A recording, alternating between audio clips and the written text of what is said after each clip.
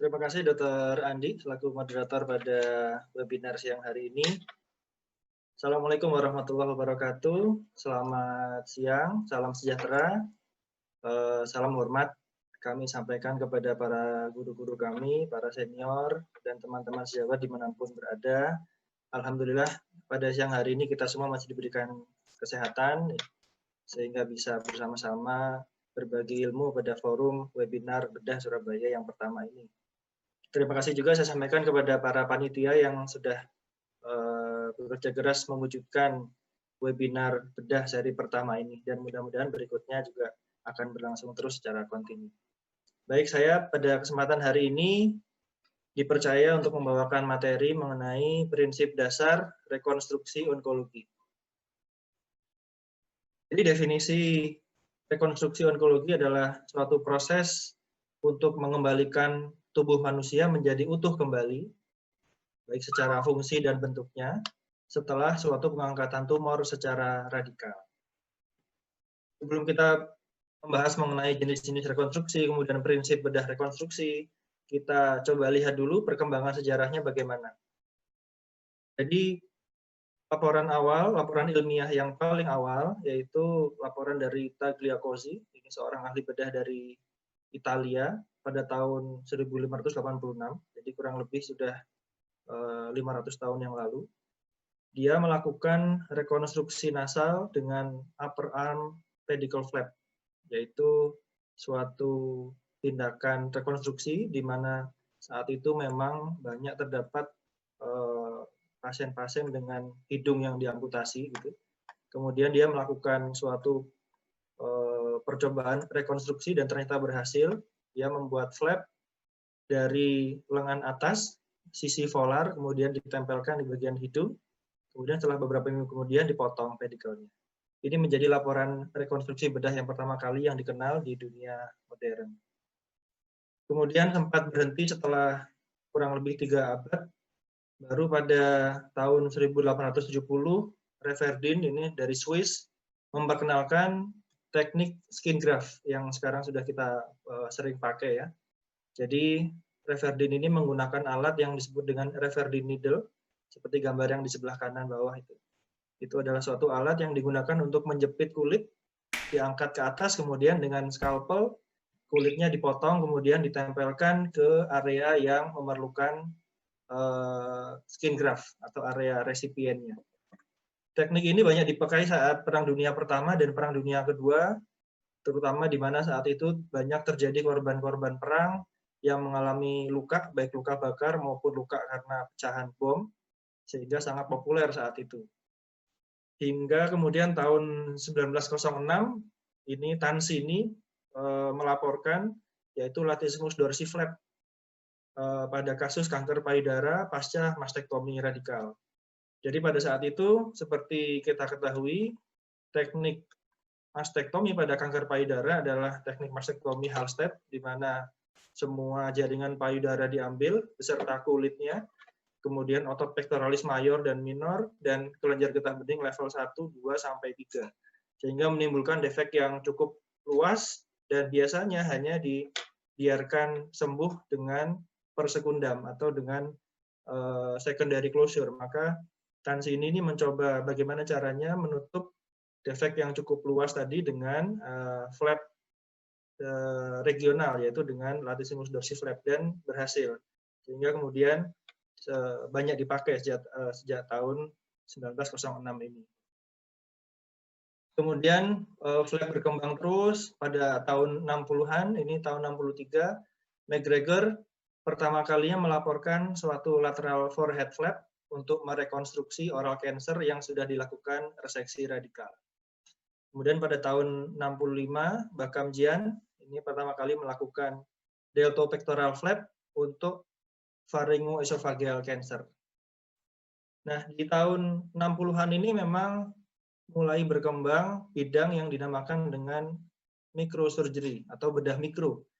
Diawali dengan penggunaan operating microscope yang mulai banyak digunakan di kamar operasi. Gambarnya seperti di sebelah kanan atas. Kemudian tahun 65 ini dilaporkan yang pertama kalinya teknik microsurgery berhasil digunakan pada manusia, yaitu Komatsu dan Tamai. Ini melakukan replantasi ibu jari tangan pertama pada pasien pasca trauma. Kemudian tahun 73, Daniel dan Taylor dari Amerika ini pertama kalinya melakukan free flap, yaitu free groin flap, yaitu yang menandai tumbuhnya bidang baru, yaitu bidang microsurgery di dunia. Kemudian tahun 2000, Koshima dan kawan-kawan melakukan suatu tindakan yang lebih kecil lagi, yaitu super mikro, dengan melakukan anastomosis limfatiko-venular, yaitu pembuluh darah limfatik dengan vena kecil, dengan lumen yang hanya 0,3 hingga 0,8 mili pada kasus limfodem pada pasien kanker payudara yang sudah dilakukan mastektomi. Dan buktinya berhasil untuk menurunkan tingkat limfodem pada banyak pasien, sehingga dianggap sukses. Kemudian yang terbaru tahun 2005, sekitar 15 tahun yang lalu, Devauchel dan kawan-kawan ini melakukan transplantasi wajah yang disebut dengan teknik VCA, Vascularized Composite Tissue Allograft. Jadi teknik ini adalah satu teknik di mana donor organnya yaitu berasal dari orang lain. Jadi berasal dari orang yang sudah meninggal, kemudian diambil satu rangkaian, yaitu mulai dari tulang, kemudian otot, saraf, pembuluh darah, sampai dengan kulit, kemudian disambungkan dengan bagian resipien, sehingga menjadi teknik yang terbaru tahun 2005. Nah, sebelum kita beranjak ke jenis-jenis rekonstruksi, satu hal yang penting kita ingat, ini pasti semua sudah mengenal, saya hanya reminding saja, yaitu mengenai wound healing atau penyembuhan luka. Wound healing atau penyembuhan luka adalah suatu respon biologis yang kompleks, berurutan dan sekuensial dalam usaha tubuh untuk mengembalikan jaringan tubuh yang hilang atau mati. Ada 4 tahap dari penyembuhan luka, yaitu tahap hemostasis, tahap inflamasi, tahap proliferasi, dan tahap remodeling. Ini diagram dari tahapan wound healing atau penyembuhan luka. Tahap pertama yaitu hemostasis, terjadi vasokonstriksi di mana terjadi trauma, kemudian terjadi vasokonstriksi, kemudian dikeluarkannya trombosit yang kemudian mengadakan agregasi, dan kemudian pada akhirnya akan menimbulkan fibrin plak untuk menghentikan perdarahan yang terjadi. Kemudian setelah fase hemostasis yaitu fase inflamasi atau fase radang, di mana akan terjadi migrasi dari neutrofil, migrasi dari monosit, kemudian yang akan menjadi makrofag yang akan membersihkan luka atau daerah trauma tadi dari debris-debris atau dari infeksi yang ada. Kemudian setelah fase inflamasi adalah fase proliferasi, di mana di sini muncul fibroblast, kemudian muncul juga ekstraseluler matrix, di mana di sini mulai pembentukan jaringan epitel baru di kulit. Ini berlangsung sekitar 2-4 minggu. Kemudian fase terakhir adalah fase remodeling yang bisa berlangsung selama beberapa bulan hingga beberapa tahun. Ini adalah fase di mana terjadi pembentukan ulang dari kolagen dan kemudian pembentukan ulang dari melanosit sehingga warna lukanya juga menjadi samar. Prosesnya berlangsung hingga bisa sampai 2-3 tahun tergantung dari kondisi pasien itu sendiri. Kemudian kita bahas jenis-jenis rekonstruksi yang kita kenal hingga saat ini. Yang kita kenal yang pertama rekonstruksi yaitu yang paling simpel dengan skin graft. Skin graft kita bagi dua menjadi full thickness skin graft FTSG. Ini mencakup seluruh ketebalan dermis, dan split thickness skin graft atau STSG yang hanya mencakup epidermis dan sebagian dermis saja.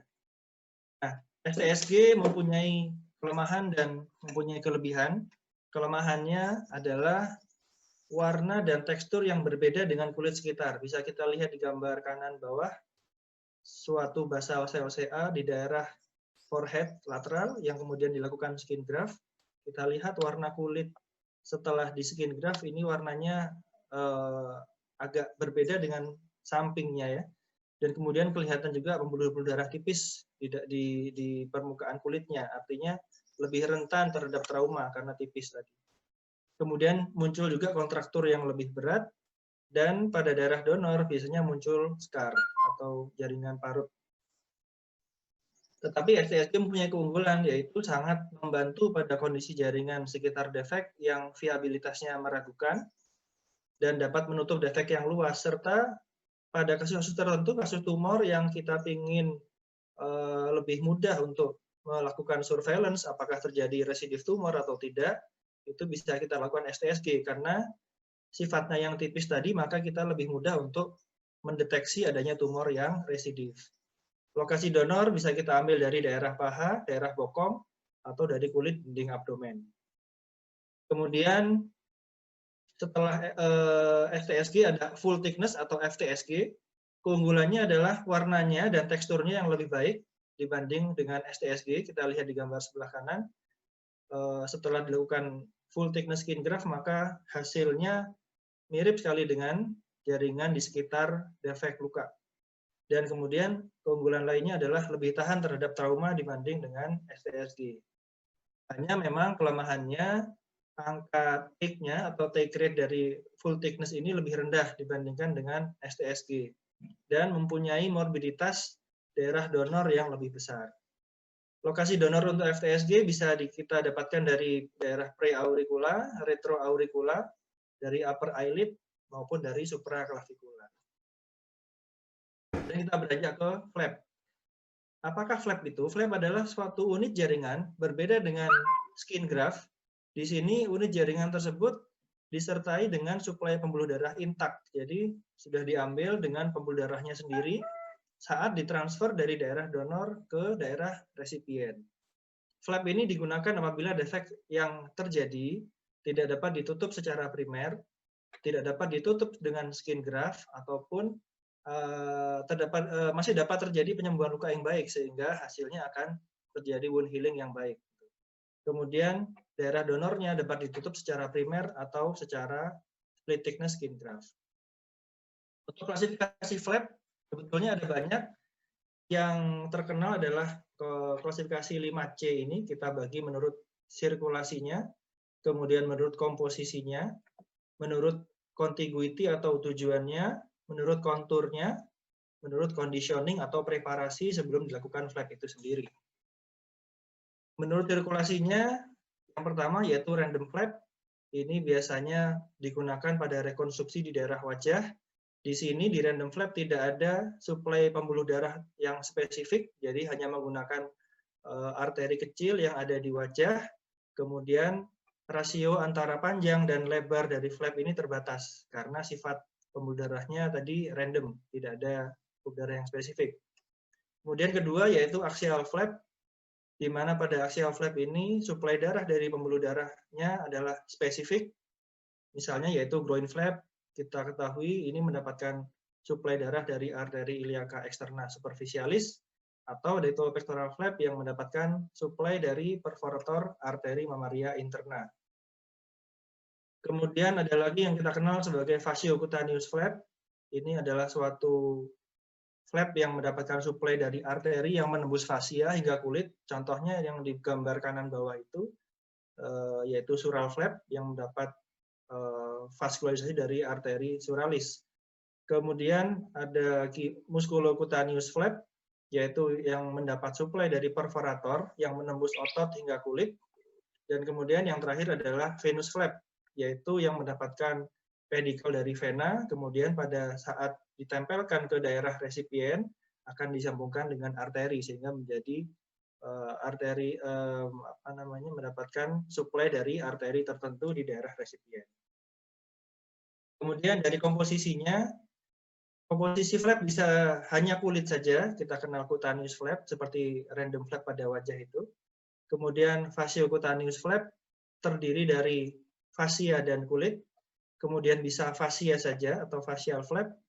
Kemudian musculocutaneous flap, muscle only flap, hanya ototnya saja. Osteocutaneous flap seperti gambar yang sebelah kanan itu adalah gambar fibula composite flap, diambil tulang fibulanya beserta dengan fasia, subkutis, dan kulit. Jadi disebut dengan osteocutaneous flap atau osseous flap, hanya diambil tulangnya saja dan kemudian dipasangkan di daerah yang membutuhkan.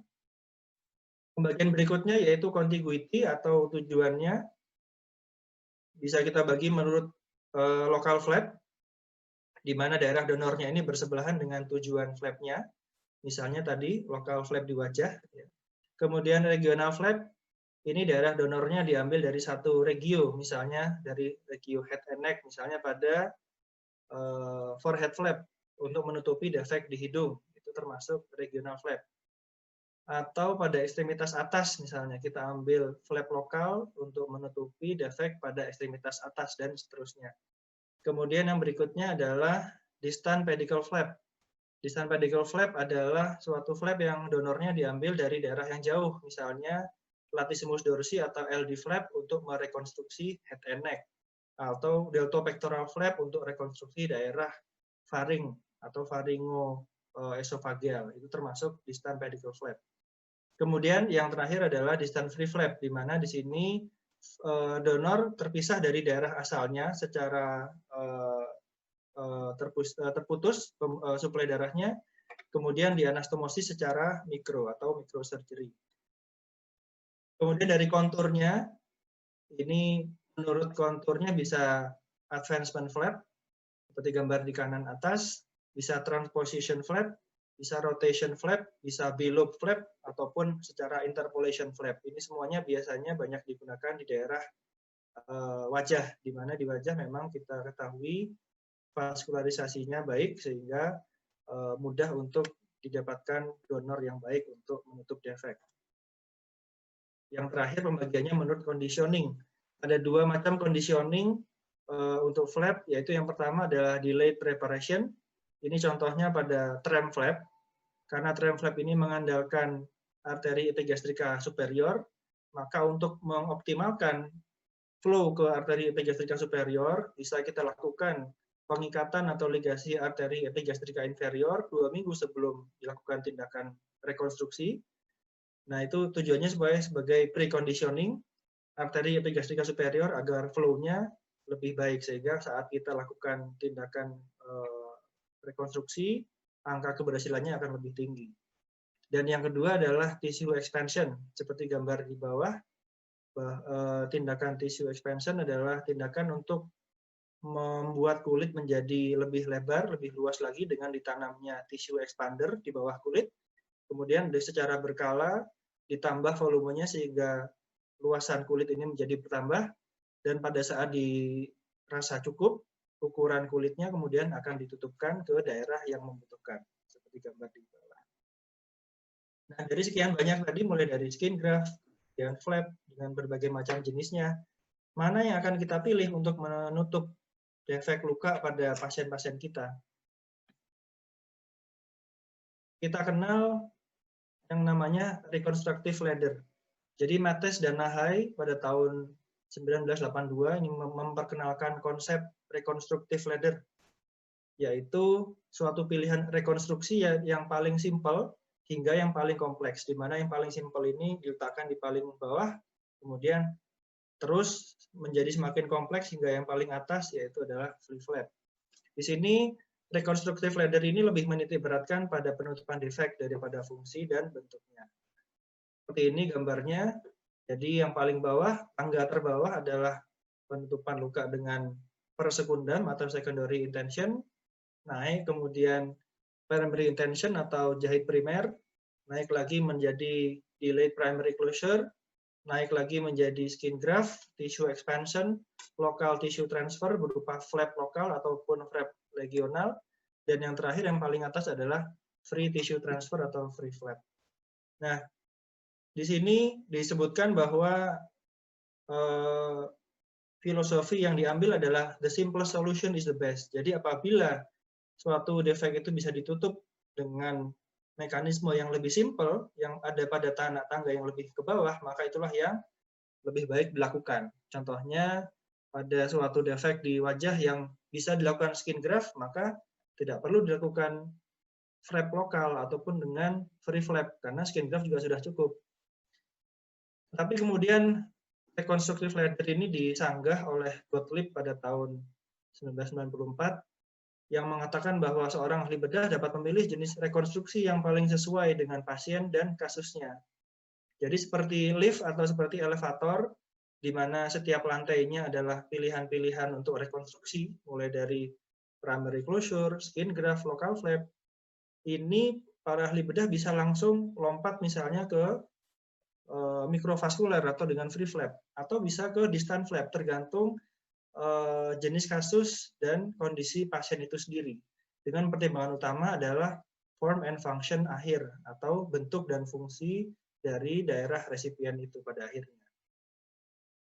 Nah, kemudian kita beranjak ke prinsip rekonstruksi. Jadi prinsip rekonstruksi yang harus diingat adalah yang pertama, pilihlah rekonstruksi bukan hanya yang paling sederhana, seperti yang rekonstruksi ladder tadi, tetapi pilihlah jenis rekonstruksi yang paling sederhana yang dapat mencapai fungsi dan bentuk yang optimal. Jadi harus kita ingat bahwa yang menjadi goal akhir adalah outcome pada pasien jangka panjang. Mana yang dapat mencapai fungsi yang terbaik dan juga bentuk yang paling baik, yang paling mirip dengan jaringan aslinya atau jaringan sebelum sakit. Kemudian yang kedua, jangan ragu untuk memilih jenis rekonstruksi yang kompleks jika memang itu yang dapat menghasilkan outcome jangka panjang yang terbaik. Di sini yang dititik beratkan adalah outcome jangka panjangnya. Jadi jangan ragu-ragu kalau memang butuh free flap, lakukan free flap. Kalau butuh distant flap misalnya dengan pedicle flap, lakukan itu. Yang penting outcome-nya jangka panjangnya ini ya adalah yang terbaik. Kemudian yang ketiga, waktu kurang 2 menit ya. Terima kasih. Kemudian yang ketiga, pilihlah jenis rekonstruksi bukan berdasarkan mekanismenya, misalnya skin graft, random flap, free flap, atau pedicle flap, tetapi berdasarkan kualitas hasil akhirnya. Jenis jaringannya bagaimana, apakah akan bagus nantinya, bentuknya bagaimana, konturnya bagaimana, daya tahan atau durability-nya, dan yang paling penting adalah fungsinya, apakah bisa berfungsi dengan baik pada akhirnya. Dan yang keempat, yang sering kita lupakan juga, pertimbangkan problem masing-masing pasien. Kebutuhannya, faktor risikonya, komorbiditasnya, outcome jangka panjang, lalu kemudian disesuaikan dengan metode rekonstruksi pada kasus tersebut. Seringkali kita lupa bahwa yang diinginkan oleh pasien adalah sebetulnya mungkin beberapa pasien tidak terlalu memperhatikan estetika, tapi hanya pokoknya tumornya hilang, kemudian bisa dilakukan operasi yang simple, dalam waktu yang singkat, kemudian dia bisa pulang, dan kemudian untuk faktor estetika tidak terlalu diperhatikan. Maka harus kita ingat juga bahwa kebutuhan pasien harus kita dengarkan di sini. Sehingga kemudian apa yang kita lakukan yaitu surgical judgment. Surgical judgment ini adalah tetap prinsip utama dari operasi onkologi adalah reseksi yang radikal atau R0. Kemudian kita analisis defeknya yang terbentuk, apakah hanya kulit saja, apakah sampai ke subkutis, ke otot, bahkan sampai ke tulang yang nanti hilang, yang perlu kita gantikan.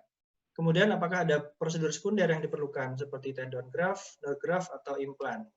Dan kita harus perhatikan juga durability atau daya tahan di daerah rekonstruksi. Untuk daerah tertentu, misalnya telapak kaki atau tangan, dan area-area yang weight bearing seperti di trochanter, isium, atau sacrum, tentu kita tidak bisa melakukan skin graft di situ. Harus kita lakukan suatu flap dengan padding yang cukup tebal sehingga durabilitasnya atau daya tahannya ini pada jangka panjang akan dapat bertahan dengan baik. Kemudian kita perhatikan juga konturnya dan estetikanya, dan efek di daerah donornya bagaimana. Dan mungkin ini yang perlu saya sampaikan juga, pertimbangkan kemampuan diri. Jangan memaksakan suatu tindakan rekonstruksi yang belum pasti. Dan dikatakan juga di buku yang saya baca, kadang-kadang, ya terkadang, senjata terbaik adalah apa yang kamu punyai di tanganmu. Jadi kalau kita misalnya sudah menguasai suatu jenis flap, itulah mungkin yang terbaik pada suatu pasien. Ya. Karena kita sendiri sudah hafal tips-tipsnya, hafal langkah-langkahnya, sehingga pada hasil akhirnya akan optimal dengan itu. Tidak perlu yang terlalu sulit, tidak perlu suatu mekanisme yang belum kita pahami secara 100% itu, tapi bisa kita gantikan dengan metode yang sudah kita paham, sudah sering kita kerjakan. Ini ada suatu ungkapan dari Mark Twain yang berkata bahwa good judgment is the result of experience, and experience is the result of bad judgment. Jadi keputusan bedah atau surgical judgment itu memang hasil dari pengalaman kita. Dan pengalaman-pengalaman ini adalah hasil dari keputusan-keputusan yang buruk. Jadi bukan dari kita ya, kita juga harus belajar dari keputusan-keputusan dari mungkin para guru-guru kita, para senior kita, teman sejawat, atau bahkan dari jurnal atau buku yang kita baca. Sehingga kita bisa mendapatkan surgical judgment yang terbaik untuk menentukan jenis rekonstruksi apa yang akan kita lakukan pada pasien kita. Terima kasih.